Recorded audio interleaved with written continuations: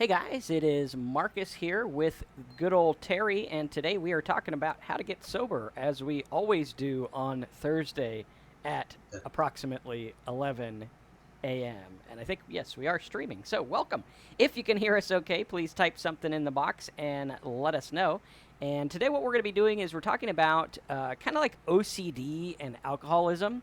How to control your thoughts, how to deal with thoughts, how to deal with unwanted thoughts. And this is letter number 8 of the 31 letter series that is part of our talksober.com sober letters. So, before we get started, Terry, is there anything you have to share about unwanted thoughts or OCD? Because I know that we differ quite a bit with the way that our thought life works. I'm a little bit on the crazy side even when I am sober, and you're pretty mellow. So tell us kind of your thoughts on that. We'll dive right in. Well, I'm pretty mellow, and now that I don't drink anymore, I don't get too overwhelmed very often with those obsessive compulsive thoughts and thinking. Um, that everybody has things in life, and sometimes there's a lot that really will take over my life, and just living that calm and relaxed, trying to live that type of a life seems to help me a lot. And definitely when I was drinking, especially towards the end, those obsessive compulsive thoughts happened constantly. I was trying to figure out how to stop drinking, and at the same time, I wanted to keep drinking, and that just took over my entire thought process, along with making sure I wasn't going to run out of alcohol or anything like that, or how could I drink and have nobody know when I had to go do something, in the public, that sort of thing. So, yeah, the obsessive compulsive thinking, I think, is a common denominator with most alcoholics, especially when they're in active addiction. It's amazing to me when I got sober how much time we have when we don't think about alcohol, right? Because it Right? was like I didn't realize I was thinking about alcohol like all day. It's kind of like when you're in high school and you get like a new girlfriend and you think about her all the time, and you're like, failing out of school because you're thinking about, well, I did at least, right? And you're thinking about them all the time, and it's like that with alcohol, where you're like, wow, I'm thinking about this all the time. What's going on? So today, what we're going to do is we're going to go over letter number 8, which is a hurricane of thoughts, fitting for Florida in the summertime. And these letters you can get at talksober.com. I also want to tell you guys that if you like these videos, if you get a lot of good value out of these, and you want help staying sober, dealing with relapse prevention, understanding what's going on, and just kind of living a better life, and understanding, hey, these things don't have to happen. You don't have to struggle constantly with sobriety. It can be a joy. It can be fun. You can learn a lot about yourself and live a completely different life. And if you like that stuff, I would urge you to go over to talksober.com and click on the Get Help button.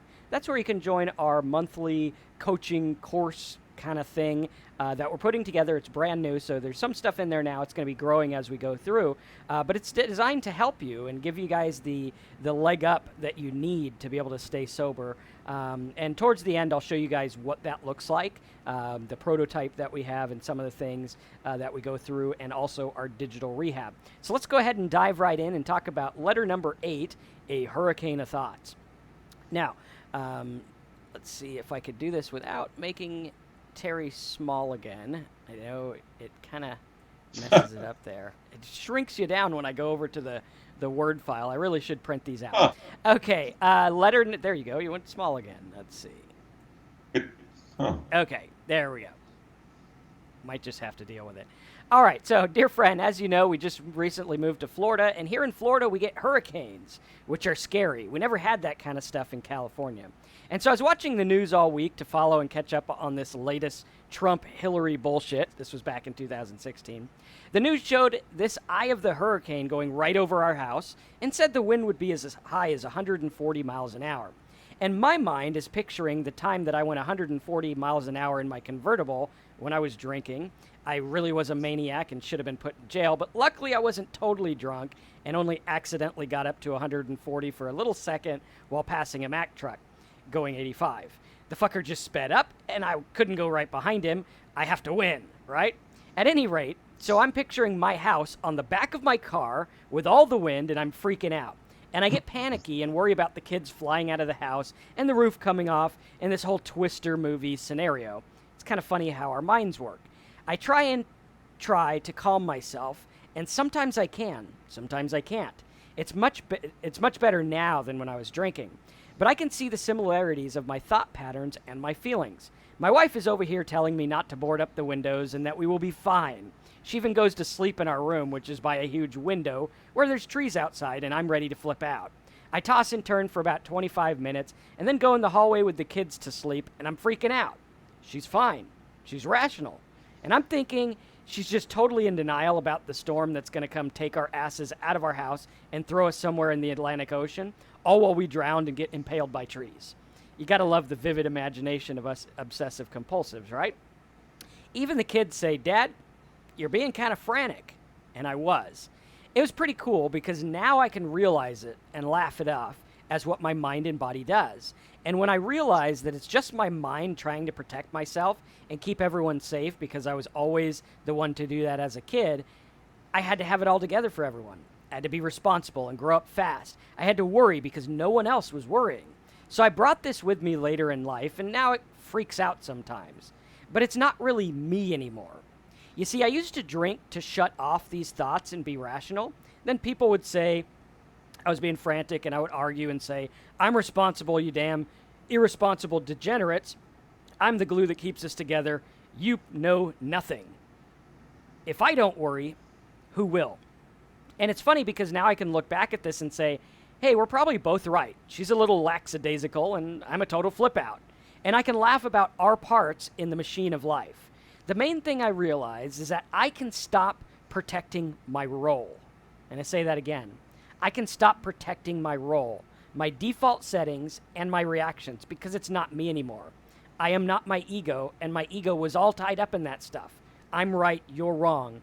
So much that I would defend positions based on my position, not because I actually believed the things I was defending. Truth be told, I didn't even think them through. I was just defending them because I said them and I didn't want to be wrong. Now I've learned to accept myself as a person with quirks and flaws, just like you. We're all in this together, bud.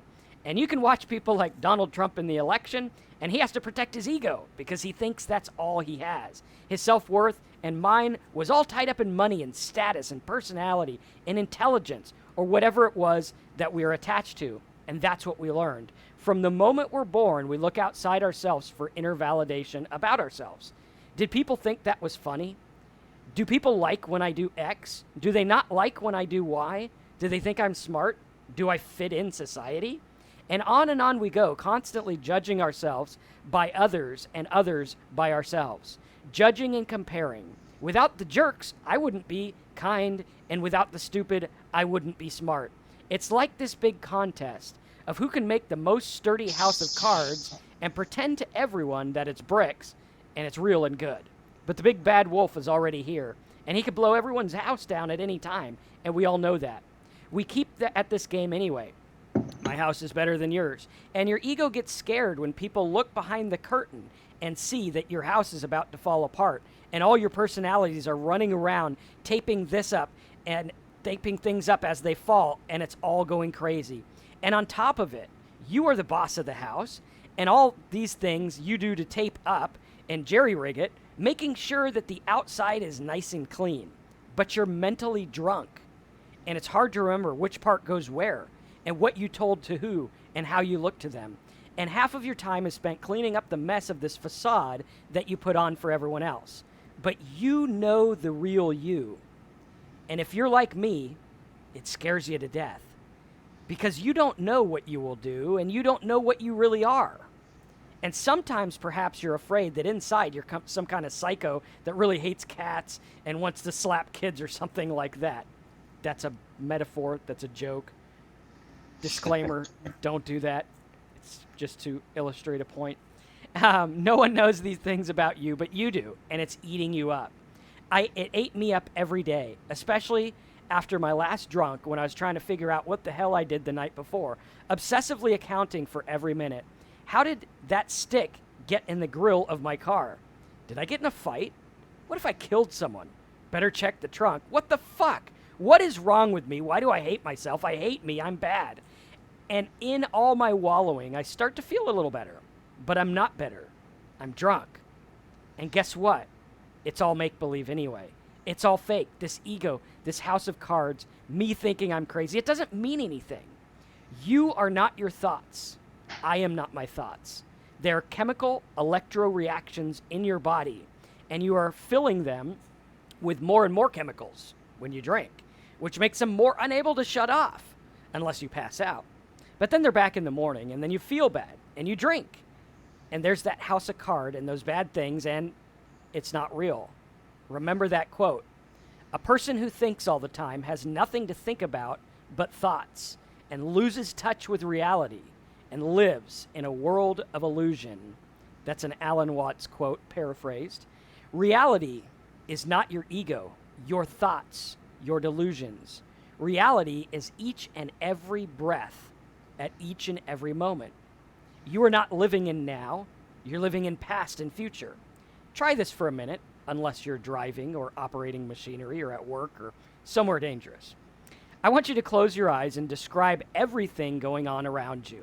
Okay, do this. Close your eyes and describe everything going around you for the next 60 seconds or so. Speak it in your mind or out loud and come back after you're done. Okay, we'll wait for 1 minute. I want you to close your eyes and describe everything around you.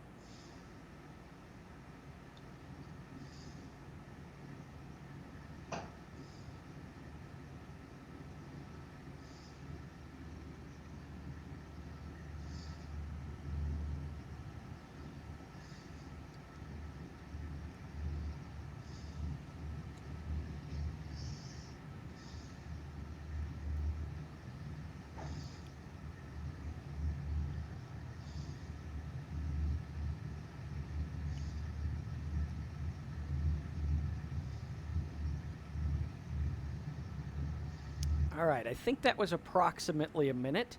Now, if you did this experiment, and I want you guys to type your responses in the box if you're doing this experiment with me. If you did it, it probably went something like this. For me, I got my air conditioner here, so I said air conditioner on the skin, noise in the background, computer fan spinning, light on my eyes, warm air, tingly foot, or whatever. Right? Were yours pretty similar, Terry? Yeah, and the dog snoring over on the side. Dog snoring. Got to have the dog snoring, right? And here's the deal. The fact of the matter is that you didn't actually experience the things you described. Because if you're busy describing things, well, then you're not really experiencing them. Right? If I'm sitting here saying, I feel sad, I'm not actually really feeling sad. I'm talking about feeling sad. I'm describing feeling sad, but I'm not actually embracing it. And the deal is you are in your head. And if you're busy describing you and your thoughts, you're not actually able to experience you and know you. This may be a little offbeat of what we usually talk about, but I believe we all came into this world as a reflection of what love is. And along the way, there was all this stuff and all this BS protecting us from all the bad stuff out there, and we lost our way and we put up walls and shields. And I believe that you can get back in touch with the light and love that you were born with. It's still there. But you have to let go of the house of cards and the ego and the protective mechanisms and just be. This, my soul friend, is how you quiet the mind. You stop trying. You give up. You stop fighting. You stop describing, and you just be in the moment with the feeling. Like when you're in the middle of a strenuous run or bike ride, which I need to do like a few thousand of those, you're not sitting there thinking of your workload tomorrow. If you are, well, then you're just riding slow and you're not enjoying it. But when you go fast enough, all you can do is focus on now and be in the moment. That's why people love sports, because you can't play in your mind or you aren't really playing. And you can't live life describing life or you're just interpreting. Interpreting a language and knowing a native language are two totally different things. One is in the head and the other is part of you. And even the one that's part of you is twice removed from actual experience. You are twice removed from your actual life and actual being. Remember, words were made by man. It's not like they're some supernatural thing. So at best, they can half-ass describe reality. And you have defined yourself with this half-ass describing mechanism. You're all in. All chips on the table. And it's call time. And you have a house of cards. You lose. We all lose because we're all pretending. But if you let go of the house of cards and let it fall, you will find that you are a fortress of life and you don't need this house anyway. And when you no longer need this house of cards, you are free to be the real you and return to who you always were. And I'll bet that's a pretty awesome person when you let go of all the protections and all the bullshit that you built up over the years. But you can't get there from here. You have to let go and just be. To put it bluntly, you were put in this situation called society. And you really got into it good and believed everything was real. If I lose my house, job, position, status, it's all over. It's like a teenage girl who comes home after everyone saw a bad picture of her posted on Facebook, and the whole school made fun of her and laughed at her, and the school kicked her off the cheer team for the picture, and all the friends don't want to be around her, and she comes home and says, "My life is over." If you have teenage daughters, they say this often. And it is. The pretend facade that she put on in front of the world, probably 100 people at school, that's the world, has crashed to the ground. And no one told this poor girl that in 10 years, no one's going to care. And tomorrow, no one will care if she's honest and says, yeah, so I wore that cowboy outfit and looked like a dumbass. I'm just a person going through life like you. And you know what? I thought it was kind of funny. And now I'm embarrassed because it was seen. But my life isn't over because I have more than my actions. It was hard for me because in addition to going through rehab and admitting I was an alcoholic, I had sold my house. I had to rent. Big blow to the ego of the Marcus, the great moneymaker. And we had times that I had to budget for groceries, and the IRS was calling, and I was in debt big time. It hurt my pride. All I had worked for was pretty much gone. Now, had my identity still been locked up in my money, I would be drinking again, guaranteed. Probably within a couple of months, weeks, maybe the same day I got out of rehab. But it's not. And it's not because I worked really hard to brainwash myself out of this house of cards society and really look hard at what value was. Value is in being alive. I can restart at any time I want. And if people don't like it, it's just because it makes them feel better about their house of cards to see mine crumble or whatever it is. But I no longer live in my house of cards or define myself by it. And my life is not over when I need to step back or take a break or get help or do what I need to do to be okay. And that's what this is about. You are not okay right now if you're still drinking, and that's okay. And I accept you exactly as you are, even if you're rude and irritate me. I can accept and say I love you. I might not stick around to hear your shit or take abuse, but I can love and accept where you are right now because I'm a lot like you, and I struggle with these things too. It's hard to fit into this society of life, but when I really look at it, here I am defending stuff, houses, cars, status, whatever, and there's some kid in India who just collects copper from the trash all day so he can get some rice to eat so he doesn't die. And I'm worried about my pants being pulled down or everyone seeing my facade. But he can't eat. And that's more important than whatever crap I have going on. And remember how we put that camera on the helicopter in one of our other letters and saw the boat in the storm and how everything would be okay and land was nearby? Well, now we're looking from a satellite, and we could see the boat and the waves and the storm and the continent and the helicopter and the kid in India and everything. This is the beginning of healthy thinking, perspective. So today, you don't have to drink because there's so much going on outside that you can't control. You can't even interject it, which is why we cling to our little fake worlds. We're control freaks. But you don't have to cling and you don't have to drink because your whole world can wait 15 minutes and you can just be. And when you get the urge to drink or things get all fucked up, take another 15 minutes. If you still want to drink after 15 minutes, take another. Do something else. Send your beer money to the kid in India and get him a sandwich. Take another 15 minutes. Shit, your whole world can wait a day or 30 days. I thought life was over when I went to rehab for 30 days, but then one day I woke up about 9 days in, and I said to myself, wow, the world didn't fall out or didn't fall apart without me in it. I guess I'm not as important as I thought I was. I love you and I hope these letters are helping. They sure help me every day. Marcus, one of the 8 billion people on Earth. All right. So that's letter 8. You want to share your thoughts on that? Sure, great letter, Marcus. And you know what I get out of that is getting a new perspective when we get sober. I think that's really important. A new perspective on life and really letting go of all the, I mean, not necessarily letting go of the materialistic things, but letting go of the importance of the materialistic things Yeah. and starting to enjoy life for what it is, trying not to overthink things. I see that a lot as people tend to overthink things.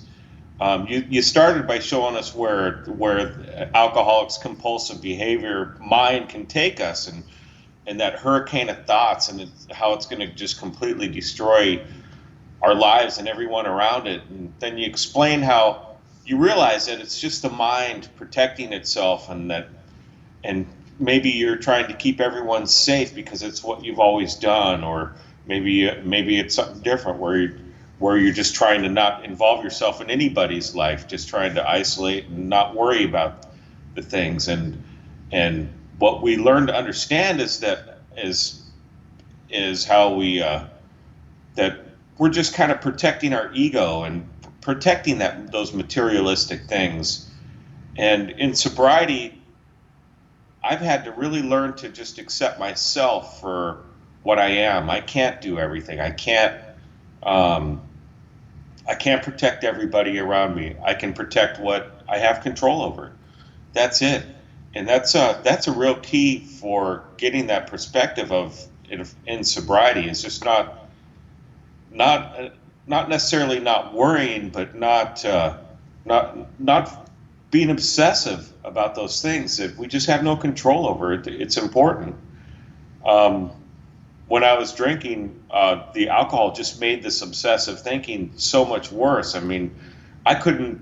I was so focused on that next drink, or not letting people know that I was drunk, or anything like that, that I couldn't remember what I had to do next, let alone like next week, and it just overwhelmed me. And it was a really difficult hole to get out of, because the obsessive thoughts just keep coming and coming. And I had to learn exactly what you said in this letter, which is I'm not my thoughts, and they are just chemical reactions. They're not real. I had to learn to let them go, and it's a difficult thing, but it can be done. The pausing is huge. Just pausing for 15 minutes and relaxing. And if I was to have those compulsive thoughts for drinking or something, doing something else, keeping myself busy doing something, not just sitting there in my own mind, because my mind will get really busy, but focusing on something different, whether it's a bike ride or a hike, or helping another alcoholic, anything like that. It's an important tool to use in sobriety. And just the pausing helps with the most important thing, which is don't drink, because that first drink is the one that's going to lead to more drinking. So yeah, great letter, Marcus. Thanks. And I think two things. One, the first drink. A lot of people think, oh, it's going to be fine or whatever. Have a drink.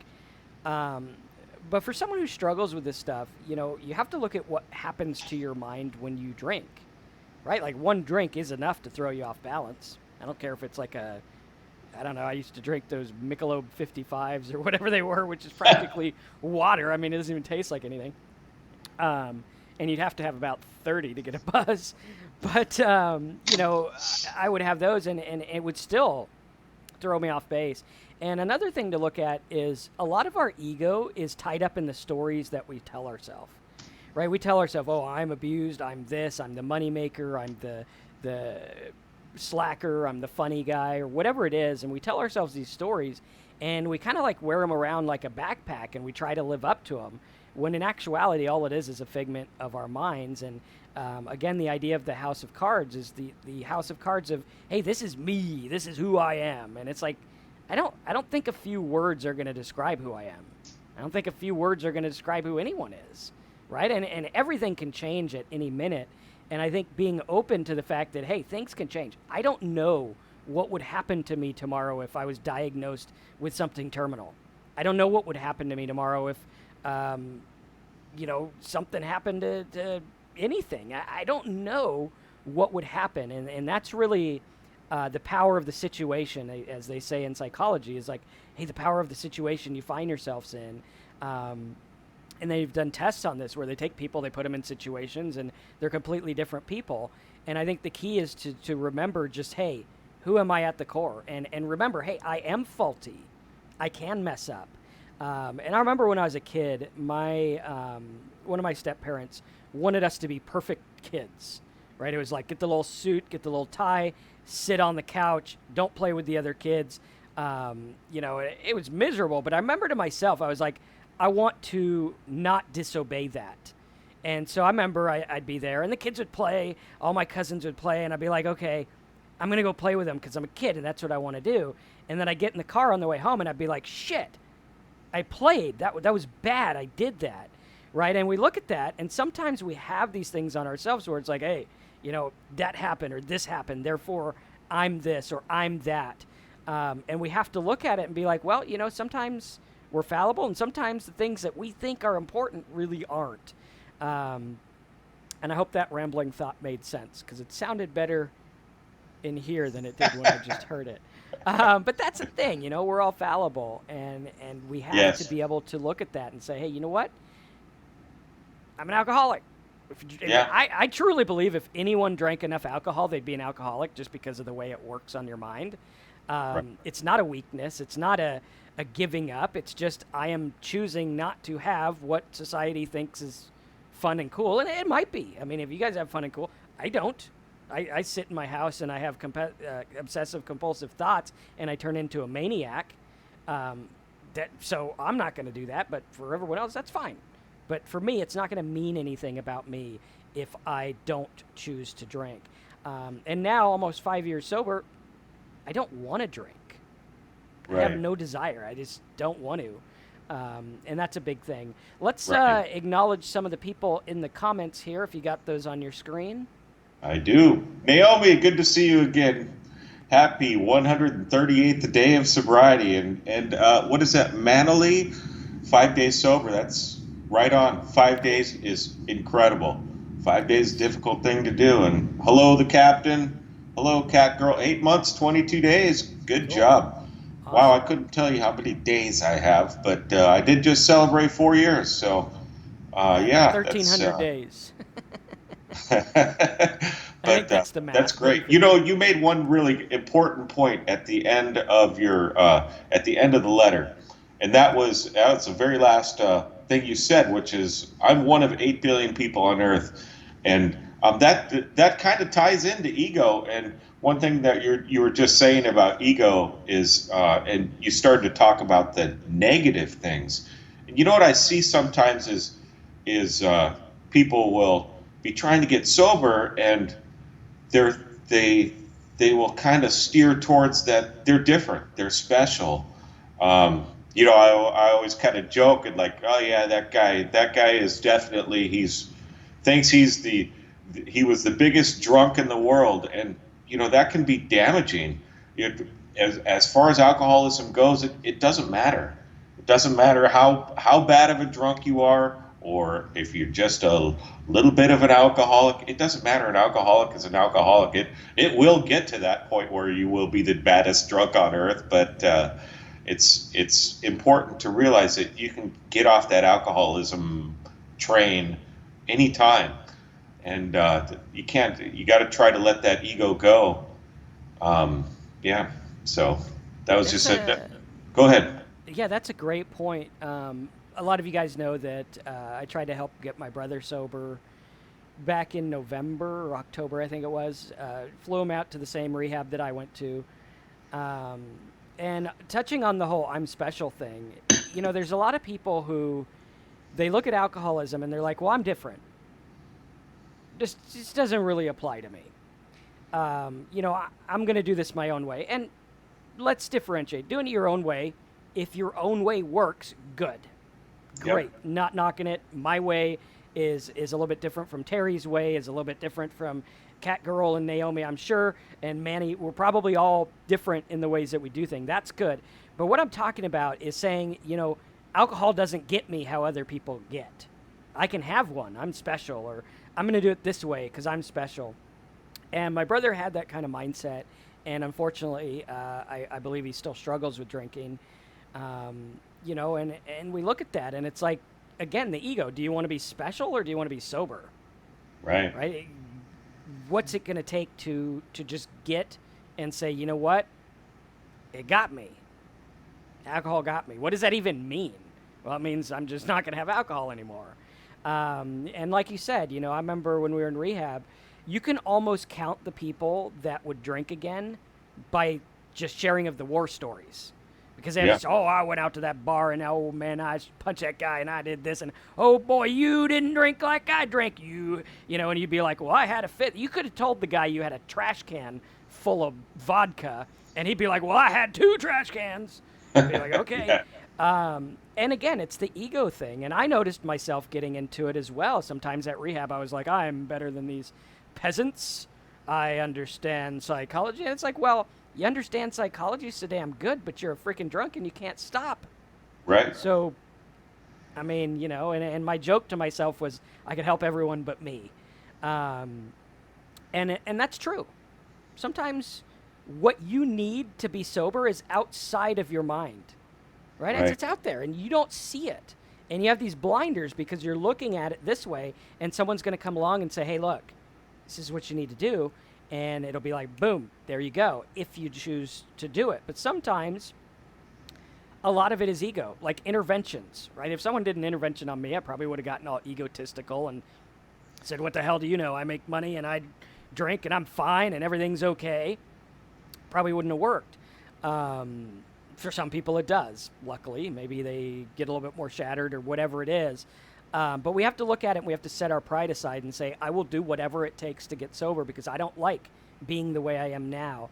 And for Naomi and Manny and Catgirl, and even Manly, 5 days ago, you want to go back to where you were 5 days ago?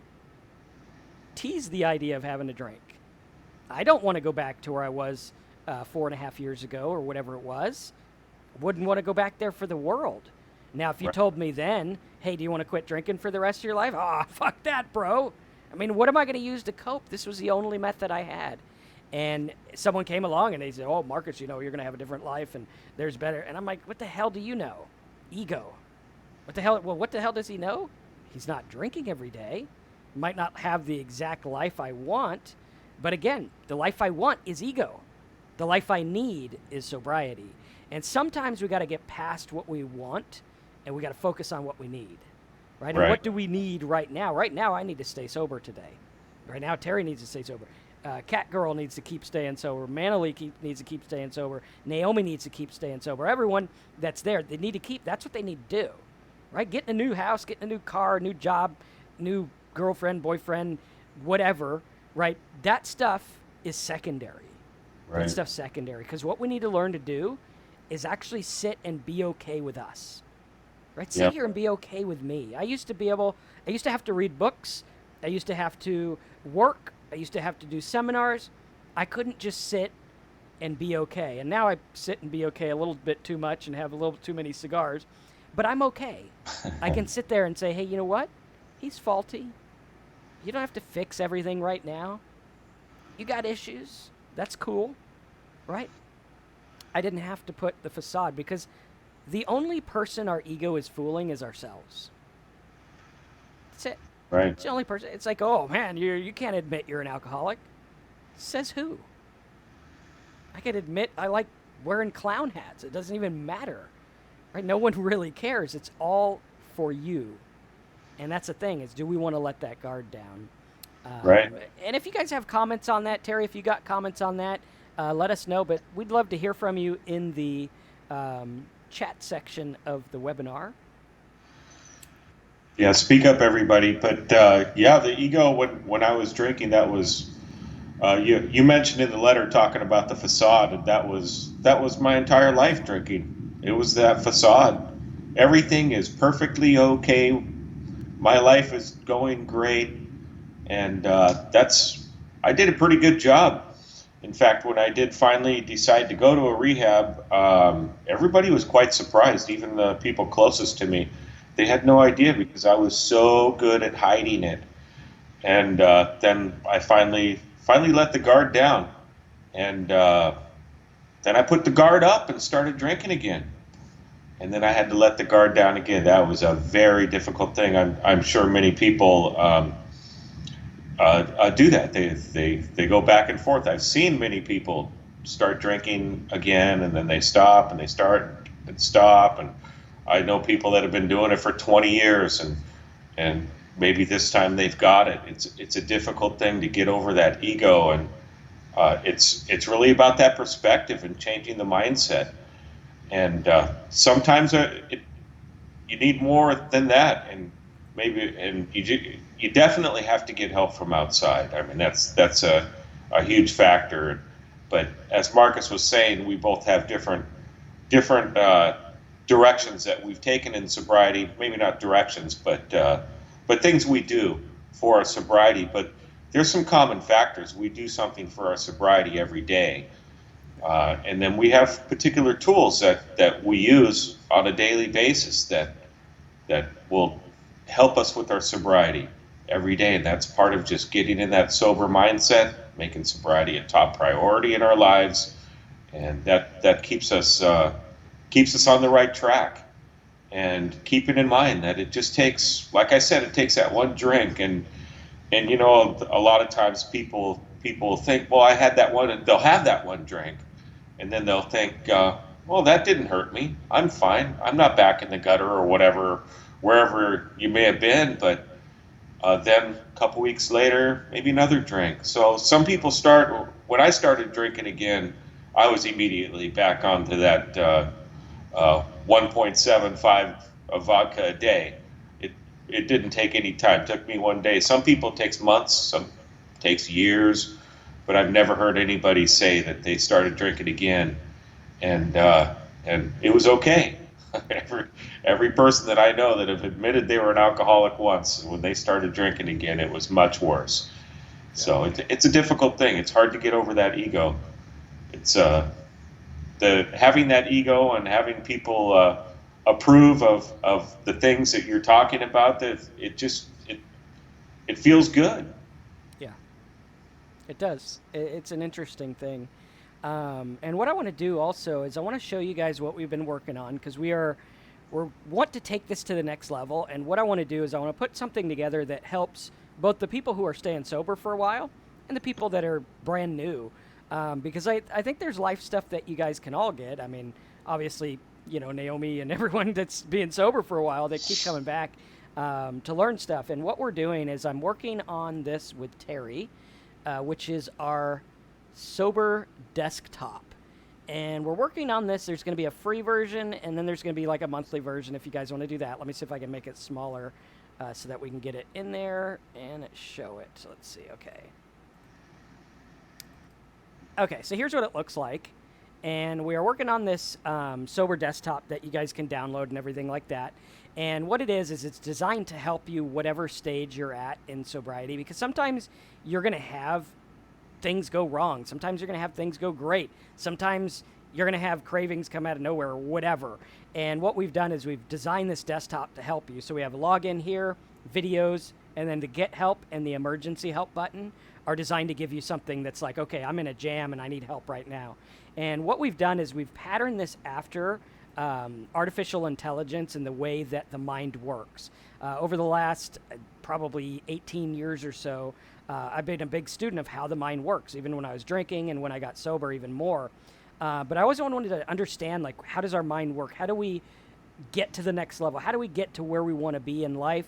And how do we stop drinking? How do we understand emotions, thoughts, feelings, everything like that? And what we've done is we've set this up. So if you're new, you just click on start here. You'd watch the videos. For someone like Manley, he'd go in and be like, okay, what do I do and what do I expect for the first week?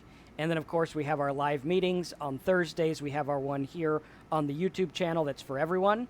And then we also have one every week that we're starting up where we talk to you guys directly. So you go in there, it's just a private group. They're secure, so it's just us, not broadcast to everyone. So you can ask your questions live and stuff like that, get the help you need, everything. Then we have sobriety videos, information on how to get stop the cravings. We have our sober classroom, which is like a digital rehab. Obviously, we're not doctors. This isn't intended to replace rehab or detox. So, we talk about that in there, how to get help. But it's designed to go through and show you, hey, what do you need to do to get sober? We actually go through, I have tons of notes that I took in rehab, tons and tons of notes. I have another box of them that we go through, and it's kind of like a virtual, hey, this is what you need to do to get and stay sober for a long time. We also have our Talk Sober forum where you can go and talk to other members, other people about sobriety. You could talk to me and Terry directly, ask questions and things like that. You have your member login and your emergency help. So if you're looking to get sober and you're struggling and you need help, or if you've been sober for a while and you just want to experience the stuff that's going to help you do better and help you protect against relapse and protect against all the things that are going to happen or may not happen, but they probably will if you live a normal life. And it's going to help you with that and help you guys get to where you want to go. So if you're interested in that, we are going to make this available to you in our members area, which you can get by going to talksober.com, right like this, and then just click on Get Help Now, and it'll be a little order form. Now, if you want to get this and you need this and you can't stay sober and you cannot afford it, contact us. Okay, contact us. We'll let you in. I don't want money to be the thing that stops you, but I find that $67 isn't that much for everyone. So if you can't afford it, do it. It helps us do this stuff, helps us be able to create new resources and everything for you. And you can go in, you can join this here. Just fill out the form right like that. It's 100,000% secure. You just fill that out and we'll give you access to that. But I would urge you guys to do that just to be part of the community, be part of what's going on. You can go in there and you can help yourself stay sober by helping other people. You can download all the rehab notes. You can listen to the audios from the videos, which is important because one of the things that I've done every night without fail since I've been sober is I listen to a talk every night at bedtime. Whether it's a sobriety talk, whether it's an ebook, or not an ebook, an audiobook, whatever it is, I have something, and we have those resources. We have all my videos and all these trainings live converted into notes and converted into audios, so you can listen to them as well. You can take them on your phone, and if you're out and about and you're like, hey, I'm outside a bar right now and I think I want to go in, boom, you pull up the audio, you listen to it, it's going to give you that 15-minute break that you need. It's going to help you understand what's going on, and it's going to help you not go back and drink, right? That's kind of the key. So if you guys like that, go over to talksober.com, click on Get Help Now, fill that form out, and we'll get you access to the members area. We'll help you out, and maybe we'll have some phone calls or something in there and help you guys stay sober, because that's the goal behind this. Later today, I'm going to upload a video that I made a couple months ago about our goals for this channel. What do we want to do with this? How do we want to help people the most way possible? Because my goal is to help hundreds of thousands, if not millions of people stay sober and understand what's going on, understand how to do that. And if you want to be part of it, you can join there at talksober.com. Just click Get Started and sign up, and we'll help you make it work. So with that said, anything to add to that, or any of your thoughts on what you want to do with the Talk Sober membership or how it would help people, Terry? Well, I just personally want to help people that are struggling with alcohol, and I have a lot of experience dealing with alcoholics. I have a lot of experience dealing with the alcoholism myself, and part of what I do to stay sober is helping other alcoholics. It grounds me.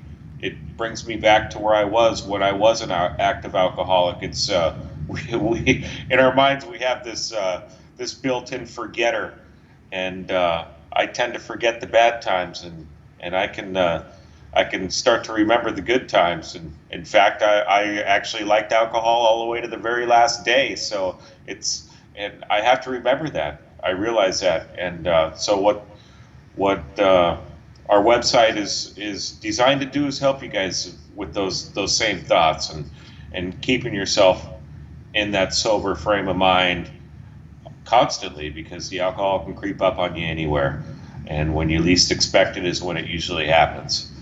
So yeah, check it out. Check out our website, and Cool. hopefully we can help you out.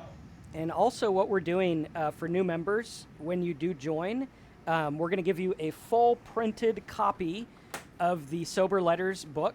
Okay, so you're going to get a full printed copy, and you're also going to get a fancy embroidered. I don't know why I didn't wear it on the day that we do this webinar, but a full nice embroidered T-shirt in your size that has a Talk Sober logo on it, which is pretty cool.